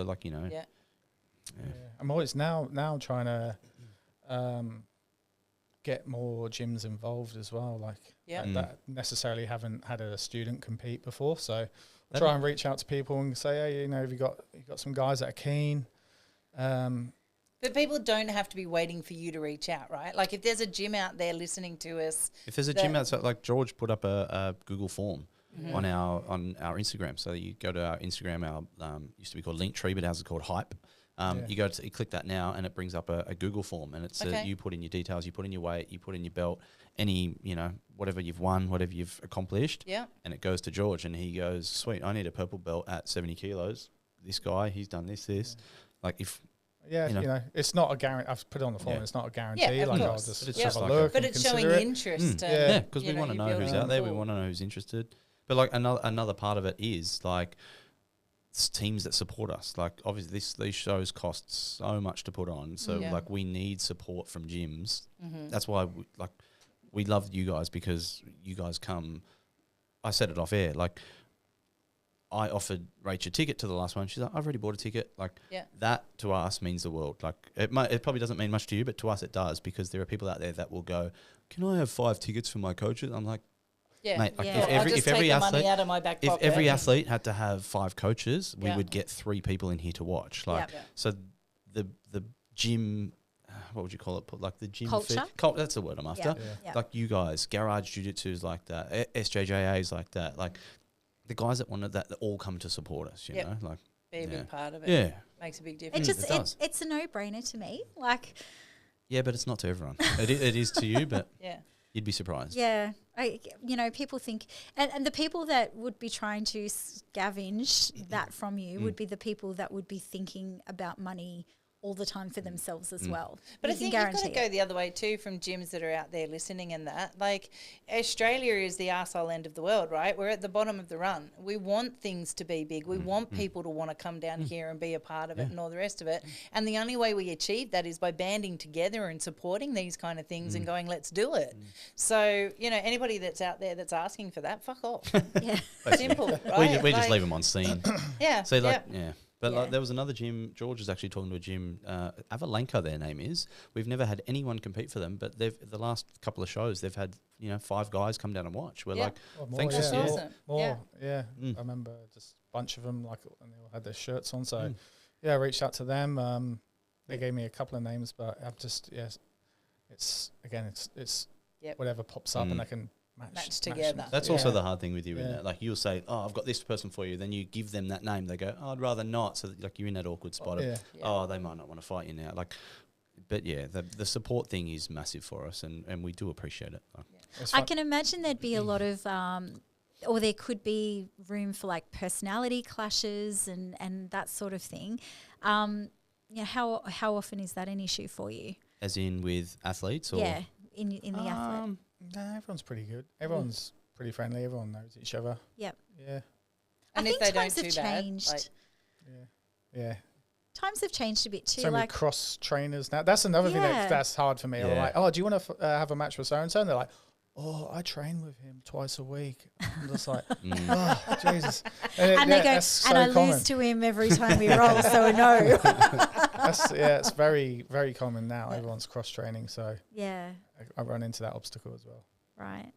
But you're hanging in there, right? Like, this is growing, this is getting better every time, and you're building it. So, and jiu-jitsu is getting bigger in Australia too. Every year in, year out, it's getting bigger. So I think we've just got to really work at that, getting everybody together to come around and support it and help build it. But I think that's what makes the shows good too, isn't it? Like, when you've got your gym there and another gym there cheering, and absolutely. Like that, the louder the crowd get, the more fun everyone has, I think. The best match for us that I think, or one of the best matches we've seen was our Grant against Grant from Synergy. Yeah, because they were two massive. I massive didn't mention teams them, in the but crowd. he does the same. He brings a crowd. He brings a crowd just like you guys. And Grant and Grant are now like besties. I heard that they become friends because of that match. They talk almost every single day. Could you imagine doing the commentary on that? Like, how do you? And Grant's got Grant's lapel, and Grant is reversing the. I think they did like Bradshaw and Grant or something. And I don't know. I don't remember. Surnames and that. I think it's funny when Grant commentates and he's got to run off the commentary to come down and corner Jaden and then go back up. And I remember he just like, he came down. I will remember because I was sat there on the sideline and he ran down. Match started. I remember it was him just shouting, "Dirty go, dirty go, dirty go," and then he won, and then that was it. He was back upstairs, like in a matter of like 5 minutes. We put a little trivia out for those. He holds the most appearances as multiple. What would you call it? Multiple jobs at Subversion. So he's been a coach, he's been a competitor, he's been the MC, and he's been the commentator. All in the one show? Or Not in the one show, over the years. Wow, that's a lot of hats in one show. Mind you, I don't know, he told us a story once where he was the MC and he was like fighting out of the blue corner, so-and-so, and fighting out of the red corner, me. And he pulled off his pants. And he mentioned that to us when he first did the job, and I was like, maybe. So back in the day, there was like a little one in Tasmania Okay. that used to try and that used to put the similar thing, but it used to be in a cage. It was cage grappling, and so they'd call him down to. Well, it started off that they sold these guys the cage, and so they came down for the first show to help them put it all together, and they needed an MC. So he's, being Grant, he's like, well, this is what I do, and so he's MC'd, and then they've got him back to MC a few times, and then they started getting him to have a match as well, and he did. He introduced himself to the crowd. I'm imagining like Adidas snap pants. Just rip them off. I don't remember. I remember one, and it almost went when things, when social media wasn't big. So he was a brown belt at the time. We put a thing up that almost went viral because he competed in little pink Speedos, and so. He still has them. He still has those little pink Speedos. They do make him in tonight. Yeah. So, and every now and then it will make a reoccurrence because it comes up in memories, and I put it back out there to the world. I guess he's in Speedos quite a lot, so he's just used to it, isn't he? Yeah. Well, because water polo. So, he's not afraid of walking around. Nope. I have a photo of him. Yeah. But I tell you what, I think he tapped his opponent out just on getting undressed. So his opponent just looked at him, and you've got this 6'2", fully tattooed, bald guy in pink Speedos coming at you. I'm pretty sure that guy tapped out, like going, I don't want a bar of this. Thanks, but Too much skin for me. And he's so confident that he can MC the rest of the night. Exactly. Will you compete in one of your own? Probably not. No. You're like, no. Recently, someone was calling me out, and I was one of our main sponsors was calling him out. Oh, really? Nah, I doubt I'll do it. No. Do you compete anymore? We've got a qualifiers event. You might get in that and qualify for the show. I have to get in the qualifiers. Am I going to compete? I want to. I've got a niggling injury. I've got a torn labrum in my shoulder, and it's taken. I don't know what my next step is because it's not getting any better. I've got to go back and see someone, but yeah, I really want to jump back in because when I'm actually training and it's not giving me any dramas, I feel pretty good. So master free now. So and I've just tipped over into master free. So I feel like, okay, I'm at the bottom of master free. I could do some damage here. I'm still young enough for the old people. I don't even know. What it goes up to 7, I think it is, isn't it? Master 7, and I'm up there. So, but I just after watching the Europeans, master free, my weight is Sanji Ribeiro. So I was like, hang on, maybe I should not jump in, because we were talking about, let's all go to Masters Worlds, and then after seeing, we were having that conversation. Yeah. So producer Matt has been there twice. And both have very long stories, so we won't go into them today. But I was saying to Rach and Grant as well, I want to go back to Vegas. I want him to go back for a third time and go to Masters and that. And I keep talking to Matt about it. Matt's like, all my heroes are in my Masters category as a black belt. There's no fucking way. Yeah, and Grant's the same. I think Zhangji is in his, and there's a few others. I've got no idea who any of these people are. I'd probably get him like first round as well because it's just like, George Hanlan, bottom seed, you're down here. You're a third. You're a blue belt. You don't have to know. No yet, idea. So. I know Craig. I know Gordon. I know Fionn. That's about it. I'd be like, I've just paid $2.5. I've just paid $2,000 for flights. I've paid $1,000 for a hotel.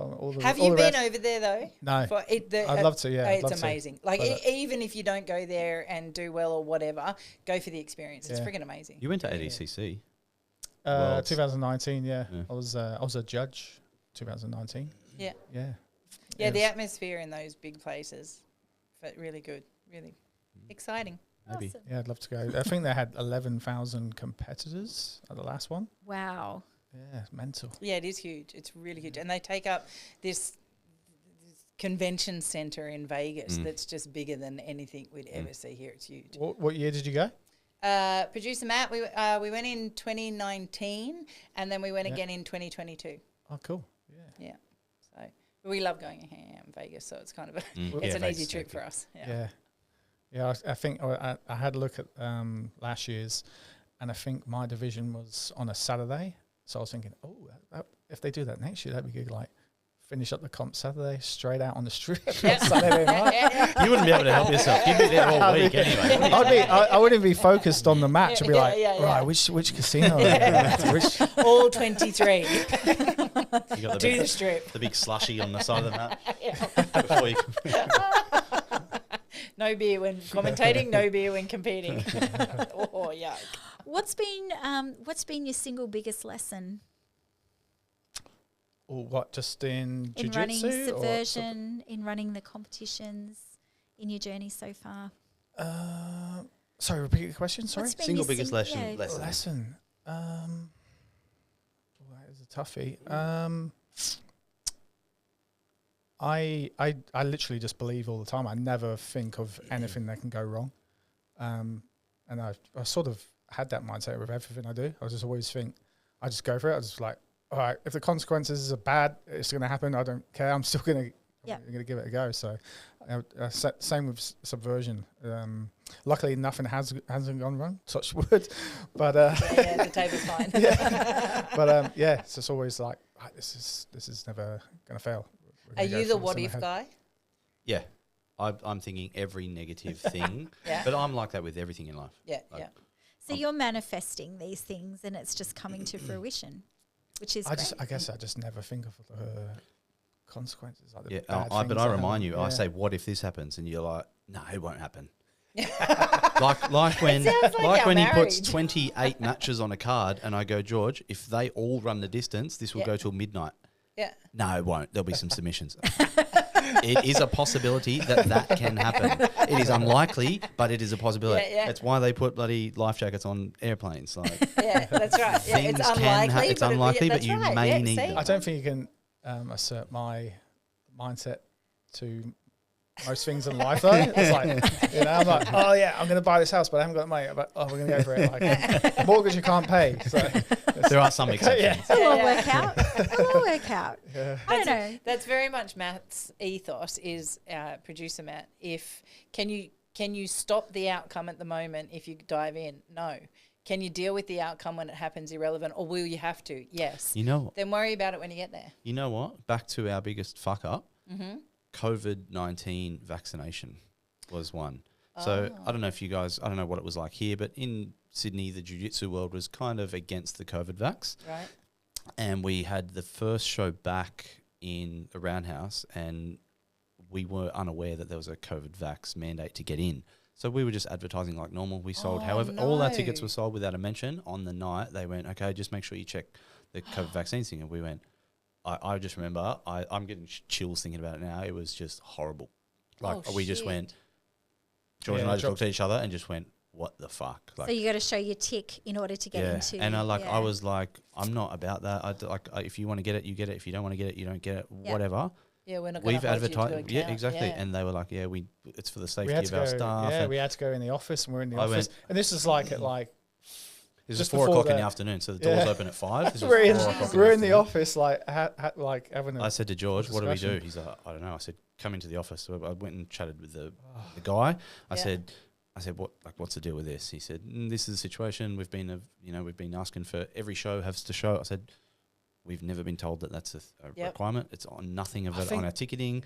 So I said to him, if they test negative, if they want to show their tick, then we'll let them in. Yep. I said, if they are unvaccinated or don't want to show a tick, whatever, can they have a rat test? And he went, yeah.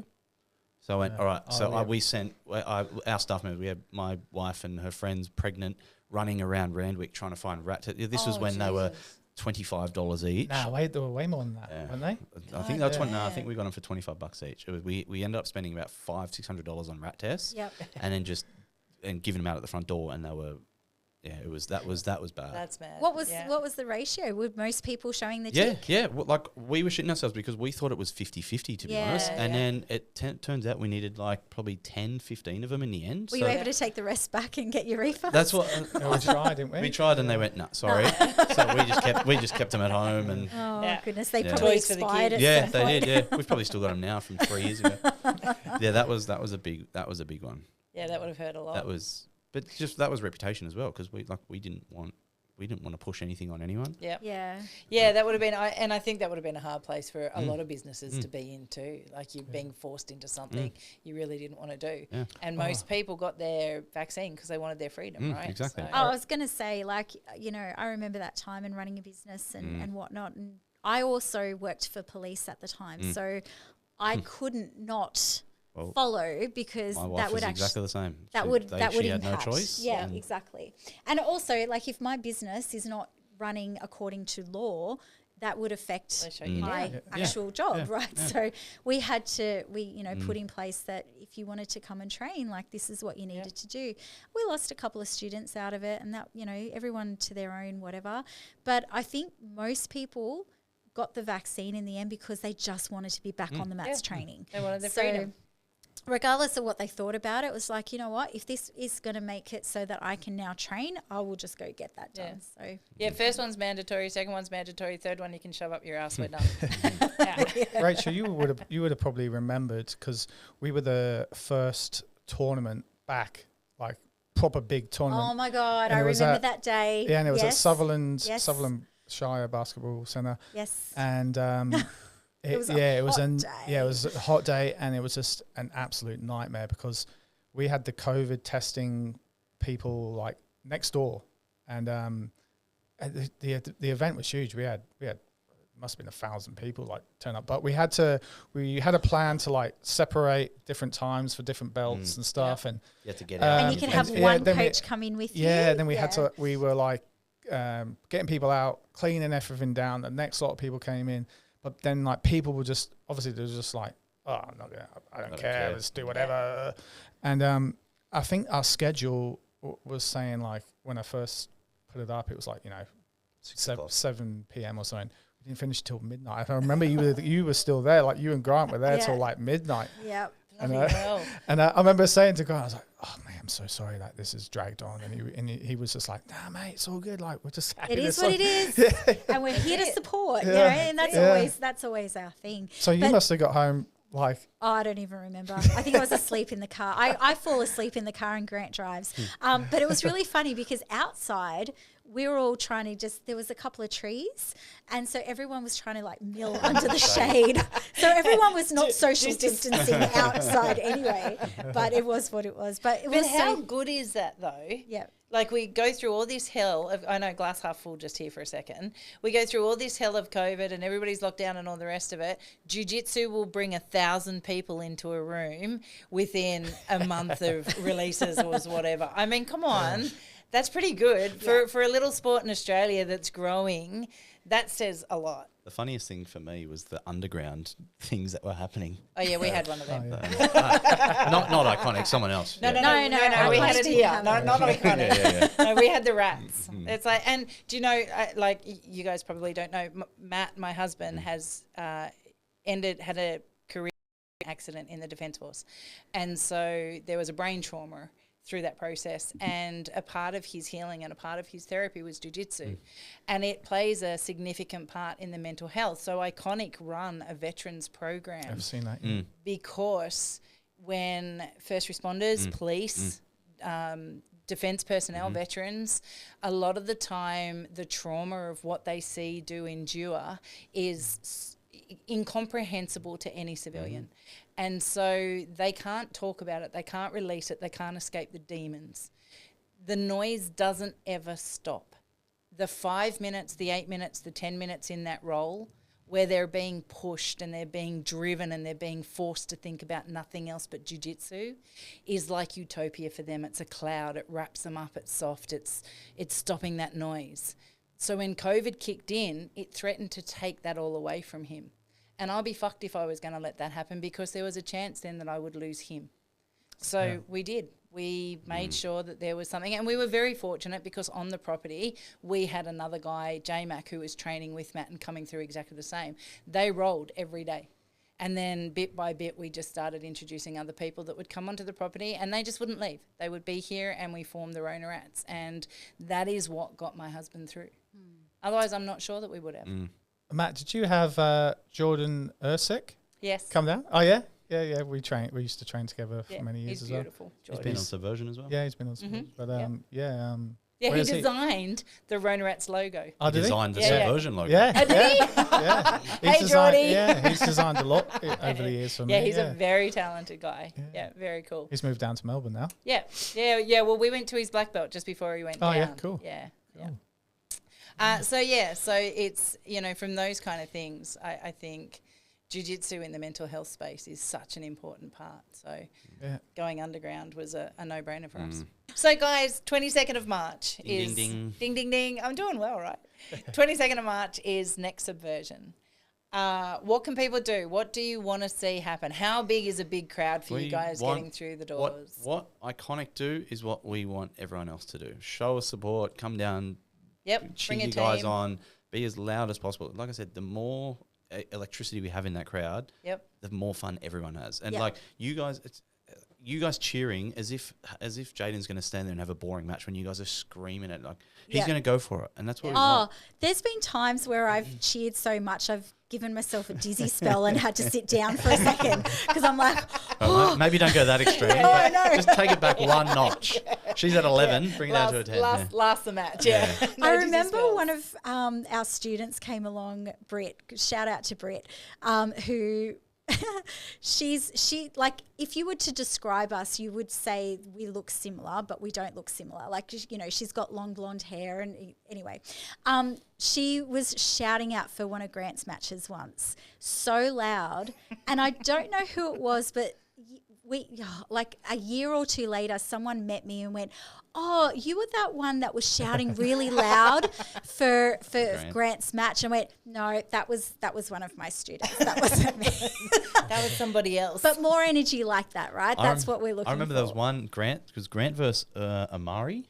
Amari, how do you say his name? Yeah. Do Yes. you remember that? And Yes. and he had him. Grant sat up, and I think Amari went back down on like a straight footlock or something like that. Yeah. And someone from the crowd, I don't know if they were from Iconic, but someone yelled out, "Don't worry, he's just stalling Grant." I actually, and Grant that stopped. was me. Was it? Grant stopped and looked out at the crowd and went, "No, he's footlocking me." I remember that. Yeah. He's trying to footlock me. That made a good reel though. So more of that. If you can give me more content. Oh, well, that was Just me yell- shouting just that yell out. things out. I was trying to sway the judges a little Yeah. and go like, he's just stalling. He's just hugging your leg. Luke Martin is a bandit for that. He's, Is he? yeah. That's the most minute thing will hilarious. happen, and he'll great pass, great, like well done, yeah, you're really going for the submissions there. Like Try to sway the judges. Yeah, Luke does it. Tries to subconsciously tell the judges, my guy's winning. Yeah. So mate, just try that. I More will. of that. And what happens, so people online too, though, because that's obviously a good presence for you to have and everything Yeah, people else that as people well, are. so. Yeah, we want people to come down, buy tickets. That helps us. If you can't come down, watch it on Flow Grappling. Yeah. Obviously, the more that they see it growing online, the more they're going to help us out too. But Yeah. watch it on Flow Grappling. Watch live tickets at Moshtix. So say that again, tickets. Tickets at moshtix.com.au. Okay, good. There's links every day on our social media anyway. Yeah. Follow Yep, us on good. Instagram. And follow us being... Instagram, basically Instagram. Yep, That's so it is literally just all we do. Subversion on Instagram. Subversion underscore jiu-jitsu. Okay, cool. Yeah. But yeah, like you said, there's something for everyone. There's internationals. Yep. There's people like we've Oh, had. we had the wrestling last time as well. That was yeah. awesome as well. Oh my what goodness! did you guys Some of think the of that? best. Yeah. They are like, the two best that was incredible. wrestlers. It was good. Yeah, I liked it. So I really liked Jacob- it. And I've never actually seen it before, so Yeah, okay. I really liked it. Jacob is probably one of my best friends. Yeah. I trained with him. So he came to Slovakia when I was at this gym with the fake black belt. Yep. So together, like I said, we were saying, let's get into comps, let's do this, let's do that. And the guy was the gym owner, oh, we can't enter that one for this and that. So we're like, stuff it. Let's go around. We had a goal of going to every state in Australia and winning a medal. Oh, wow. So they're Slovakian freestyle national champions and had never done jiu-jitsu. So they were just going and just dominating with wrestling. I was tagging along, getting thirds, and lucky if I got silvers. They were getting golds everywhere. Yep. And anyway. So the idea came with Will you do more of that? I think George wants to do judo next. On the, Okay. well, I did ask a couple of the big judo guys. I even saw one the other week, Mark Brewer, and I said to him I was like, "Come on, you're deep in the judo scene. Can we get a couple of big names?" Mm-hmm. And he actually said, "Oh, we might be able to get the one of the Katz brothers, You heard of them? No. They're Probably they were like on 65, 70 kilos. Yeah, They're they were Commonwealth game. I don't know if Yeah. Olympics, but Commonwealth Games Oh, representatives wow. there. Okay. yeah. I think That's he huge. might, I Yeah, think yeah. one of them might have got gold, one of them might have got silver in the last Yeah. Common Games. They're the best in Australia. I think it would Okay. terrify me that there's a stage drop off Yeah. with 2 judo But guys. see, that's what. But Yeah. that's the same thing we had to deal with freestyle wrestling because Yeah, their that's their true. mats are Yeah. 10 by 10 or 12 by 12. yeah. Ours is 8 by 8, but the fight area Yeah. is 6 by 6. So you've got a perimeter. So okay. And with jiu-jitsu, you know, like it's going to go to ground, so yeah, they and you can stay on actually the do ground. the thing. Yeah, But this yeah. was Where- this was as soon as it hits the ground, the rules were the ref had to stand it up. Yeah. Because we didn't want Yeah, stalling. Yeah. We can't give it away. And I've promised myself and I promised Don't Matt. give it away. Because again, you're thinking it's locked in. It's not locked in. Oh yeah, but yeah, there's a potential match. End of this? No, July. July. Potential.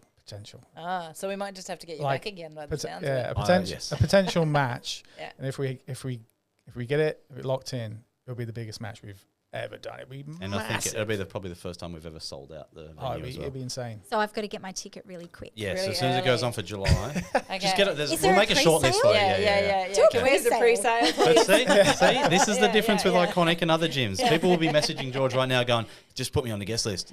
You're No, saying, yeah, where can I okay. buy a ticket? Well, We I want the want That's to the buy a difference. pre-sale ticket. Yeah. I want to be on the list to buy a pre-sale ticket. Yeah, that's our shortcast. We yeah, want to be that's on the the pre-sale special list. shortcast. That's You guys are right. too Yeah. good. Is it too good? That's where we want to Yeah, be. if we and like I was saying before about my mindset, like Like- I just believe that no, it's gonna happen. Yeah. We're gonna get these guys. Manifest this shit. I'm all about manifestation. She's and, doing it every and week. since I do that and since I practice and gratitude, like gratitude and manifestation, since I do that, like it's amazing the doors that have opened for me and the things that have started to happen. So I really believe that the energy that you put out and that faith and that, you know, Hope. positivity. Helping one person every day. that What you put out, you positivity. get back. Yeah, absolutely. Faith as in religious faith? no, faith that things will work Faith out. in humanity. Yeah. Yep.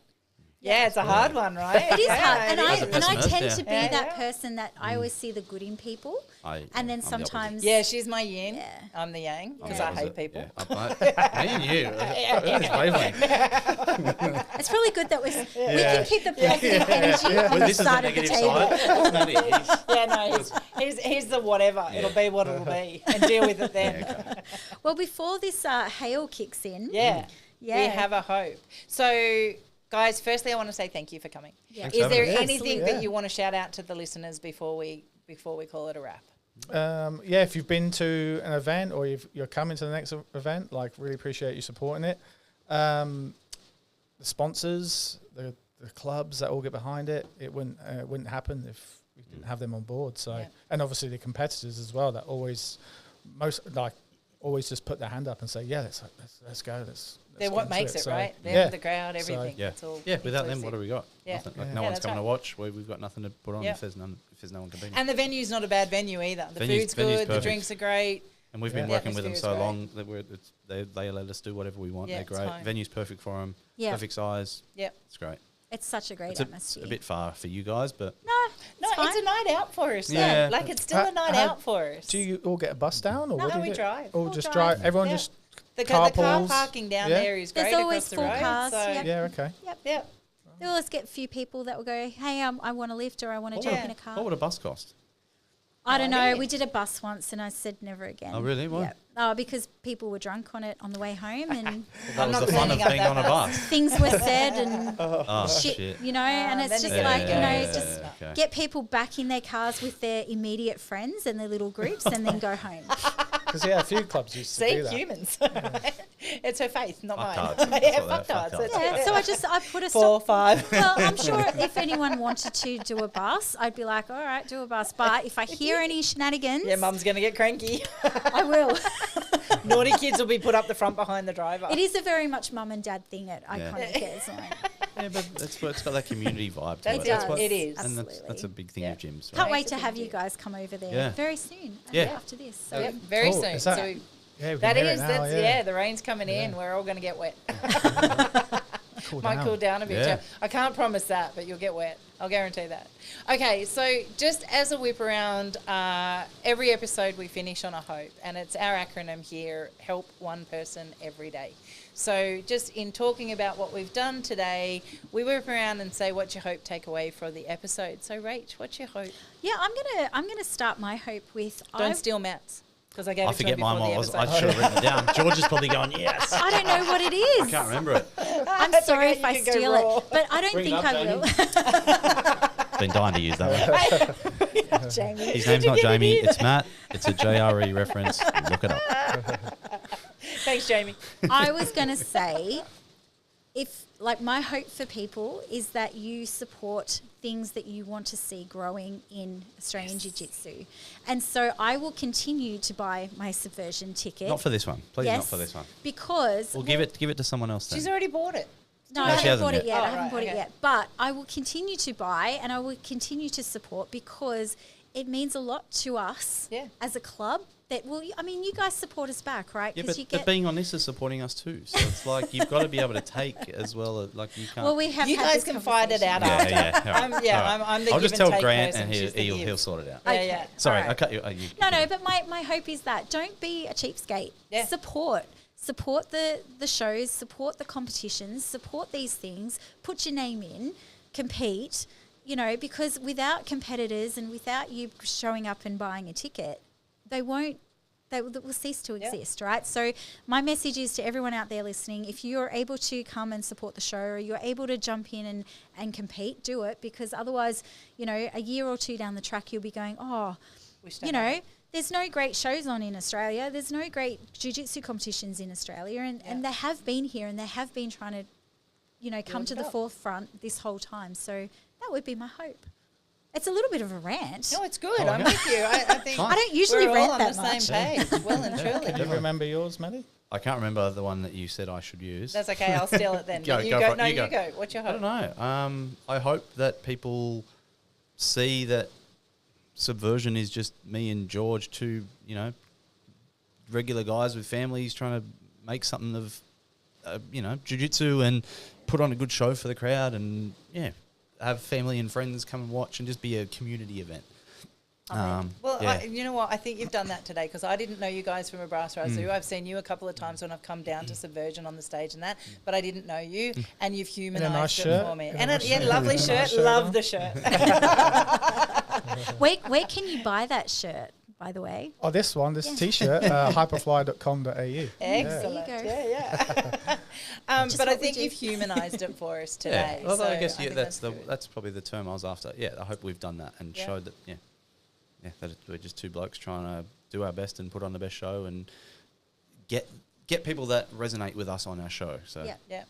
I think you guys are very humble. I've really enjoyed listening to you talk. There's nothing egocentric about both of you, and I thank you for that because that makes a world of difference for me. I can't stand fucktards that are egocentric.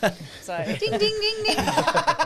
You know what? I just realised Matt took my thing away. so you can't. I can't do my little Yeah, noises. that's right. do you have a bell or something? Cricket. No, there and was applauses and a few bells weeks and- ago, you had and like we a hadn't little actually soundboard? done it on the podcast No. itself. But Yeah, I it was went a through and soundboard. worked out what they all were, so that I could start using them. And now it's gone.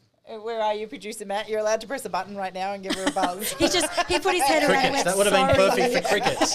When it went silent, crickets. There's a crickets one. All right, George, you've had lots more time now. What's your hope? I'd say my hope is just for people to come together, support each other's, goals, achievements, and and celebrate it when you celebrate achievements. Even just celebrate, just coming together and forming a great community, I guess. Yeah. Nice. Look, I'm going to drill down probably a little bit deeper in that. I mentioned a little bit earlier about what jiu-jitsu's given to me in the realms of my husband. I didn't know what jiu-jitsu would give to me until I came to Iconic, and my jiu-jitsu has become a very personal journey because moving across to Iconic, I've met a family of friends and a community, and I've identified now that it's bigger than just me and my family. And I think any time in the last 18 months that I've had the opportunity to go on a social gathering with this crew, it's never disappointed. So I think Subversion is a perfect opportunity for gyms to get out there and rally their community and have a night out. Even if they're not competing, get down there, support you guys, build this into something, number 3, 2, 1 in the world, because as Australians, we can do that if we all decide to rally together. It's a phenomenal night out. I have fun every time we go down there. And I'm a purple belt. I'm not a black. I don't know. I'm not, but I will get up and scream. Whether I'm right or wrong, I'll get up and scream. So it's a great night. We always come away on a high. So I think for any gyms out there listening, rally up, get down. 22nd of March, buy your tickets. I hope you come and support and get in and have a great night. Love it. That's wrapped it up perfectly. I remember George saying how you just ended that was. I remember we did one and George just was like the next day looking at social media and just seeing how many people are saying how good of a show it was, how much fun we had. Like, I think that's what's kept us going. Like we love, it sounds corny, but we love going on social media the next day and seeing people go, fuck, that was a sick show. Or, it was. It has been. I lost, but I had a fucking ball. Swearing for the hell and of lifelong friends have been made from this, So that's really cool. Yeah, well, too. Grant and Grant. So, gyms come together and there's that, I don't know, the competitor type aspect and all the rest of it, but it's in jest. There's no malicious intent. There's no, you're not seeing people beat up on each other and all the rest of it. And I have seen that in a few other competitions. Yeah. This doesn't bring that flavour. No. This brings people together for a real positive experience. So congratulations to both of you. Thank you. Thanks. Thank you. Yeah. And you think what? I was going to say, I think, again, I don't mean to toot our own horn, but I think the way we promote is kind of beneficial to everyone as well. Like, we're coming down to film at Iconic. People that don't know about, a gym in the Central Coast, they might see this video and they either relate to Jaden or they go, oh, there's a gym there, that looks cool, I might go train there. So I think, like us, I don't know. You're giving back. I like to think that anyway. Yeah. Absolutely. I think you do. Yeah, trying to get to every gym that we can and, It's cool. So if you're interested, if you're keen, reach out to you guys. If there's gyms out there that want to know more, please reach out to these guys. Super approachable, super humble. You're doing a great job, and we really appreciate having you here today. Thanks so much for having us. Thank you. Yeah, I think this is the most fun I've had on the podcast, actually. Like, Yay! Like I've done I've done a few. Like, who have I done? You've done ours, so it's better than ours. Yeah, better than ours. But yeah, I've done something. I've done some in the past, and I just didn't enjoy them. So I've had fun. Thank you. So you'll come back? Oh yeah. Excellent, because I want to know who's coming down in June. Also, that little spiel that you guys do at the start where you talk amongst yourself, that kind of takes the edge off a bit, because we're live and we're like, fuck, what do I say? Don't fuck up. And you guys are chatting, you're like, it is literally just a conversation. Yeah, that's good. We're just here for a chat. Yep. Yeah, but definitely if we can lock this in June. Yep.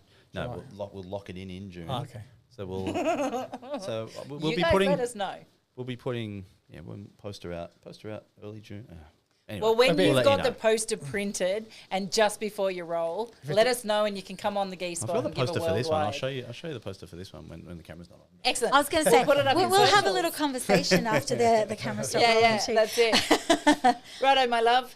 Thank you. You too. And we'll see you next week. And thank you to you guys for coming on. I know that's all been said, but I definitely think we'll have you guys on again, and we can't wait to come and support on the 22nd of March. Let's do it. Woo! All right. And we look forward to see everybody down there as well. That'll be cool. We'll see you next week. Absolutely. Bye. Have a great time. See you guys. All right.